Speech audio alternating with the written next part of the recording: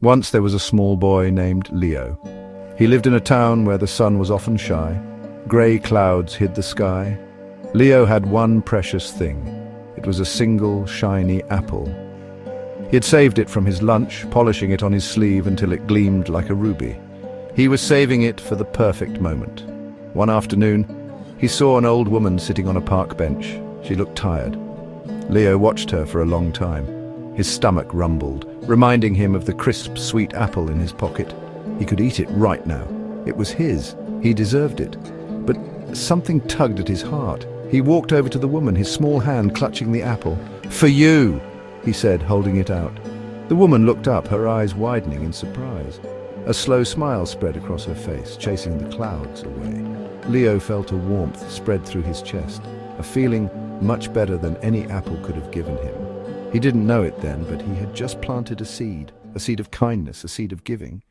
Imagine a beautiful garden. The soil is rich and dark, the sun is warm. You have been given a basket of seeds. The label on the basket says these seeds are special.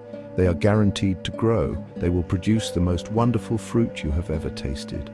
The giver of the seeds, the master gardener, asks only one thing. He asks you to plant 10% of the seeds back into his garden, not for him to keep, but for the garden to flourish, to feed others who will visit, to make the entire place more beautiful and fruitful for everyone.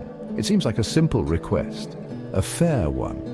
This is the picture God painted for his people long ago. He had rescued them. He had given them a new land, a land flowing with milk and honey. He gave them sunshine. He gave them rain. He gave them fruitful harvests and healthy livestock. Everything they had was a gift from his hand. He was the master gardener. They were the caretakers of his beautiful garden. So, what is this word, tithe? It sounds old-fashioned, maybe even a little intimidating, but the idea behind it is as simple as counting to 10. The word tithe literally means a tenth part. For the people in the Old Testament, it was a straightforward instruction. If your field produced 10 bushels of wheat, you brought 1 bushel to God. If your flock had 10 new lambs, 1 lamb was for the Lord. It was the first and the best, not the leftovers. It was a way of saying, God, this all came from you. Before I use any of it for myself, I want to honor you first. This act was never meant to be a heavy burden. It was designed to be a joyful reminder. Every time they brought their tithe, it was a physical act of worship. It was a way to remember that they were not the ultimate owners of anything. They were managers. They were stewards of God's good gifts. Think of it like this. If a friend lets you borrow their beautiful car, you take care of it. You might even put gas in the tank to show your gratitude. The tithe was like that. It was a way for God's people to show their gratitude and acknowledge his ownership over everything in their lives. When God told the people to bring their tithe, he gave them a specific destination, the storehouse. It was a very real, very practical place. It was often a room or a series of rooms within the temple complex. It was like a community pantry and a treasury all rolled into one. This was where the grain, wine, oil, and other goods brought as tithes were collected and stored. It was a physical place for a spiritual purpose, a hub of community and care. The storehouse had a beautiful and vital function. It provided for the priests and Levites. These were the men who dedicated their entire lives to serving in the temple, teaching and leading worship. But the storehouse's purpose went even further. It was a system of social welfare, a safety net woven with threads of faith and obedience. It provided for widows, orphans, and foreigners, making sure no one in his family fell through the cracks. So, when the people stopped bringing their tithes, the consequences were devastating. The storehouse became empty. The priests and Levites had to abandon their ministry and go find work in the fields to survive. God's call to fill the storehouse was a call to restore the entire system of worship and compassion. It was a call to rebuild the community from the inside out, starting with simple obedience and trust. There is something truly remarkable in God's message in Malachi. It's a phrase that should make us all pause and really listen closely. After telling the people to bring their tithes to the storehouse, God says something he says nowhere else in the entire Bible. He says, "Test me in this." Imagine that, the all-powerful, all-knowing creator of the cosmos, the King of Kings, says, "Prove me."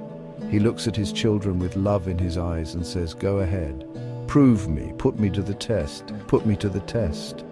He does it because he knows our hearts. He knows we are prone to doubt.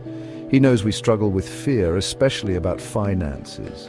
We worry if there will be enough. We clutch our possessions tightly because we think they are our source of safety. God understands this human hesitation. So he kindly stoops to our level. He says, I know you are afraid to let go. I know you are not sure you can trust me with this. So just try it. Take one step of faith, and I promise I will meet you there. This invitation to test God is unique to the act of giving. It is not a formula to get rich. It is a test of his character. It is an opportunity for us to prove to ourselves that God is who he says he is.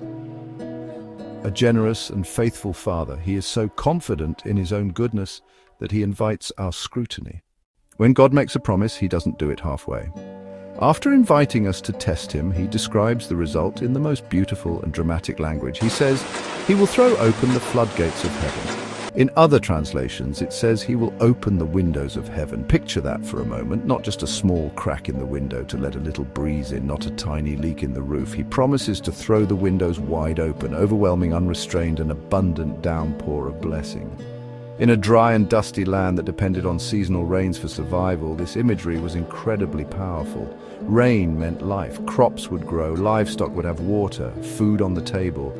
This blessing isn't just about material things. God is interested in our whole lives. A downpour of peace, a flood of wisdom, a torrent of strength. A downpour of peace in a time of anxiety, a torrent of strength when we feel weak and weary. When we are faithful in the small, simple act of tithing, we are positioning ourselves under those open windows. Our giving doesn't earn the blessing. No. Grace is always a gift. Our obedience acts like an umbrella turned right side up. God's promise in Malachi doesn't end with just opening the windows of heaven. He says he will pour out so much blessing that there will not be room enough to store it. This is not a picture of a cup that is simply full. This is a cup overflowing and making a glorious mess, a blessing that cannot be neatly managed or contained within the little storehouses of our own lives. It's a blessing designed to spill over and touch everyone around us. God doesn't just bless us for our own sake. He blesses us to make us a blessing. Think back to the story of Leo and the bread. He received a bag so full that he couldn't possibly eat it all himself. His natural response was to share it. Take it home to his family, maybe give a loaf to a neighbor. This overflowing blessing can take many forms: financial means, time to serve, abundance of joy and peace. He fills our cups so that we can pour into the cups of those whose cups are empty. God's blessings are meant to flow through us. When he blesses us with more than we need, it's an opportunity to become his hands and feet in the world. You have a blessing you simply cannot contain. The words of Malachi were spoken thousands of years ago to people living in a very different world. They brought grain, livestock, and other goods to a physical temple storehouse. We live in a world of online banking and global charities. So how does this ancient principle connect to our lives today? The core message is timeless because it is rooted in the unchanging character of God. Trust, obedience, generosity. Our faith is still expressed through our faithfulness. The storehouse today may look different, but its purpose is the same. The primary storehouse is the local church, paying for pastors, maintaining buildings, funding programs for children and outreach, supporting the work of God in the world. The storehouse principle extends beyond local church walls. Missionaries, charities, justice organizations. Our giving becomes a direct line of support to those in need. Trust to give the first part of our income, not the leftovers, believing he will bless the rest. Confidence to test him with a hopeful heart, eager to see him show up. Whether your income is measured in dollars or bushels, the invitation remains the same. Trust God with a tenth. In the end, this powerful promise from Malachi is all about the posture of our hearts. God is inviting us to live our lives as rivers, not as reservoirs. A river is a conduit of life. It constantly receives from its source and constantly gives away as it flows.